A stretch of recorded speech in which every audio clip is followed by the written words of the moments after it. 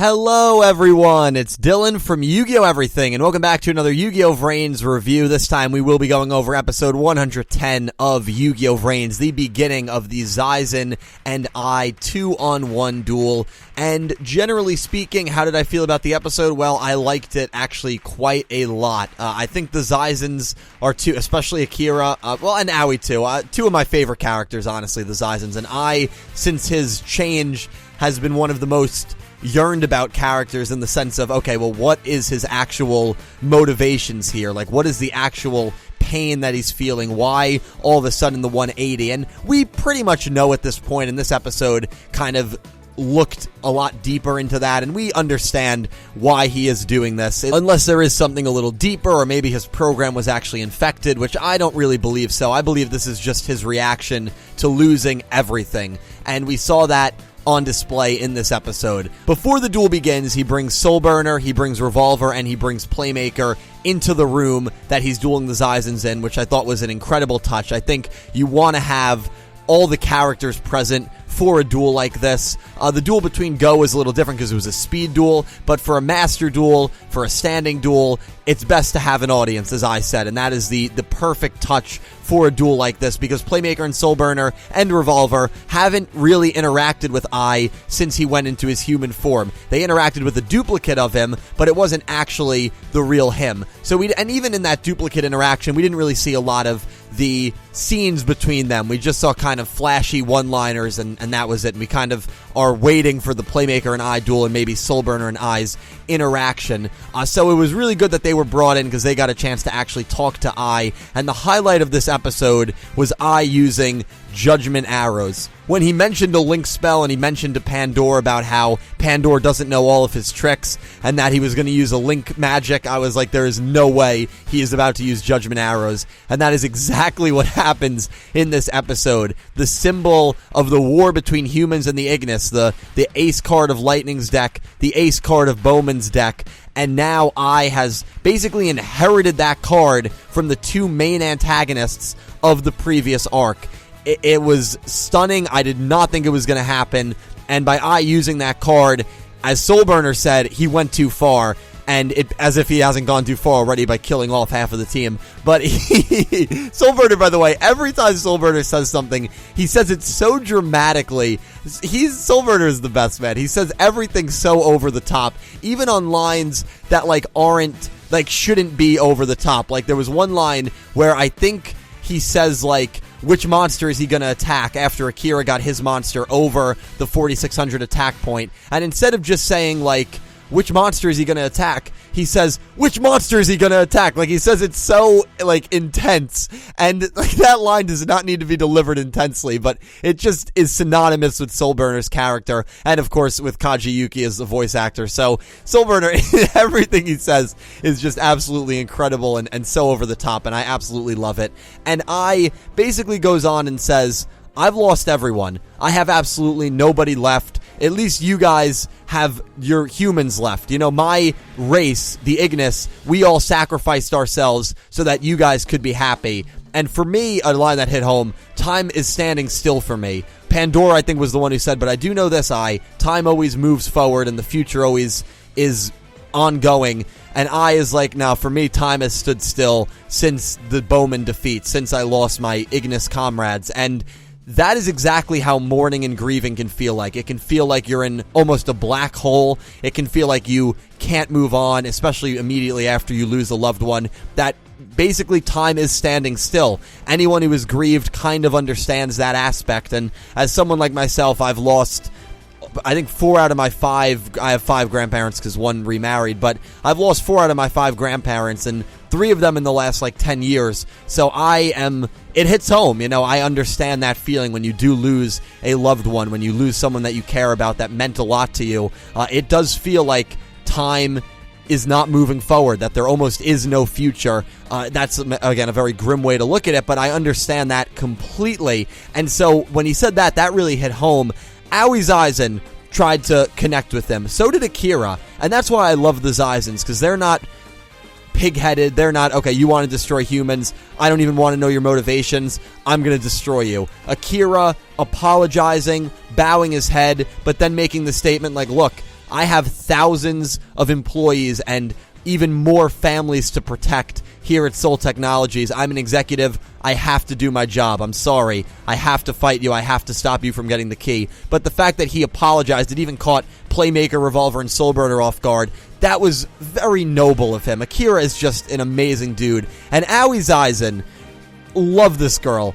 Aoi tries to talk to Ai about how she also feels guilty. She feels the same sadness that Ai does in the sense of losing Aqua. Now, I will say, I'm sure I'm not sure of it. I know for a fact that Ai feels probably much more guilty and much more saddened than Aoi probably does, based on I knew Aqua longer, and it's not just Aqua. I lost Flame, he lost Windy, he lost everyone, and he had the final decision. He could have backed off, and he was the one who ended up sealing the Ignis's fate by defeating Bowman, creating or stopping the Neuron Link, creating Dark Fluid. Aoi Zaizens just lost a duel. It wasn't like she had if you flip a coin, or actually, no, because that's kind of luck-based, and a duel is very luck-based. That's the point I'm trying to make. It's not like Aoi Zaizens had a choice. Like, if you hit this button, Aqua will be saved. If you hit this button, Aqua will be destroyed. That's basically the choice that I had, and he, with his own hands, as Bowman said, sealed the Ignis's path. Aoi Zaizens just lost a duel, which is a game of luck, it's a game of skill, and she just lost it. So there's less guilt associated with something like that, and because of that, I think the guilt is so overbearing for Ai in this case. But Aoi Zaizens, I will say this, even though she doesn't feel the same sadness and pain I'm sure that Ai feels, she knows what loss is like. She's lost both of her parents to death, and she grew up without parents. So let's not pretend that Aoi Zaizens does not know how loss feels and does not know how that pain feels. Because I can't even fathom losing a parent. I can't even fathom it. And growing up without any of your parents, it's got to be the most difficult and debilitating thing that a person can go through. So Aoi Zaizens knows damn well what loss and grief and sadness and depression and despair and mourning feels like. And so even though she doesn't have that same sentiment with Aqua that Ai shares, she knows what he's going through, and that's why I loved that scene, because it's finally someone trying to talk to Ai about understanding his sadness. And maybe not, again, in the Aqua situation, but just in the general concept of grief and loss. She gets it. And Ai gets, of course, angry at this and says, how dare you say it's the same pain? Very similarly to Akira's last duel, which I loved the parallel there. It's a parallel that most people might not have even caught. But remember, when Akira talked about the pain of the lost incident or something along those lines, Playmaker and Shoichi got infuriated and said, how dare you assume, or I forget the context, but you know the face I'm referring to, you know the scene I'm referring to. And now Akira's next duel, it's Ai who has that same anger and that same aggression of how dare you compare your situation to mine, something along those lines. And the parallel there in both of Akira's duels I really liked quite a bit. The duel itself was enjoyable. Aoi Zaizens, Blue Maiden still using Marincess, still using Aqua's deck. Even I made a reference to that Aqua would be proud seeing how she uses the deck so efficiently. Ai summons Dark Templar and Fire Phoenix, 2 Link 3s, and then of course uses Judgment Arrows. He gets over Marincess. I think he ends up dealing 2100 points of damage to Blue Maiden. Akira takes his turn. Great to see Tindangles back, and that summoning animation for his Link 3 Tindangle Acute Cerebrus, I believe that's what it was, where you see like this religious door open up and these 3 flames. It reminded me kind of like the gates to hell. And Cerebrus, of course, is I believe it's a Greek mythology or a Greek crypto myth, whatever. It's something Greek mythology related about a dog with 3 heads, something along those lines, and that's exactly what we see. Something I did not understand at all, though, when this monster was summoned is everyone, Soulburner, Playmaker, and Revolver, were stunned that Akira Link summoned, and that it was like the ace monster of his deck and the combination of Aoi and Akira's power together. But we've seen this monster. This monster appeared, I'm 99% sure, in the first duel against Playmaker, the only other duel Akira has had.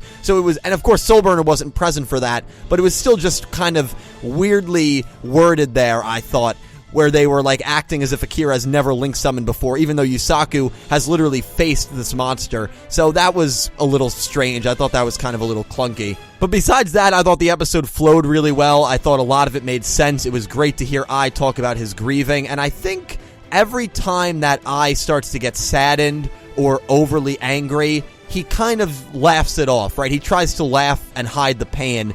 And I like that aspect of him a lot. We saw that in the Pandora duel, where he was like, why are we talking about this gloomy stuff? Let's get on with the show. And Pandora even said, I know you're hiding immense sadness within you. And we saw it in this duel as well, when he was getting angry at Aoi Zaizen after the Aqua comments. He kind of smiled and laughed it off and tried to make like a wisecrack. And that's how he's dealing with this immense inner turmoil. And I think it's just been a very fascinating change and a very fascinating arc to watch. And next episode should be interesting. I don't think the Zaizens have much of a chance to defeat Ai. I think he's going to defeat Akira. I think he's going to get the key. If he defeats the Zaizens, I am just praying that Aoi Zaizen does not get killed off like Go got killed off, like Queen got killed off, like Blood Shepherd and Ghost Girl. I'm praying that Aoi Zaizen survives and can still be utilized going forward. There was also a scene with her and Miyu. It was a very touching scene. It was very quick. I would have liked that to be a little more drawn out. We didn't really see any dialogue other than the basics of, I know you saved me, thank you so much, it's great to see you, and then they hugged. Nice heartwarming scene. Would have liked to see a little bit more in depth there, but hey, at least we got it. I genuinely thought they were going to skip that scene entirely and rob it from us, so what are you going to do? You can't really complain too much about that. So thank you all so much for watching. Really excited to hear all your thoughts on episode 110. A special thank you to my Platinum tier patrons Alexa Baker, Glen McGookin, Jorge Carrillo, James Rose, Samuel Stark, Thomas Adderley, Horace Maye, Goosey Q, Vincent Van Der Veen, Jordan Osceola, Smith620, RedEye, and FrostReaper, and to my Diamond tier patrons Jesse Wood and Garrett Palmer, and to my Egyptian God tier patrons Syn Cloud, Chris Swan, Matthew Kennedy ×2, and Joss Rivers. A huge thank you to everyone who supports me over on Patreon. I cannot tell you how much it helps me out. And a huge thank you to everyone who just watches these videos, because without you guys, I would not be able to do this. Thank you all so much for watching. I will talk to you down below, and I hope you have an amazing day.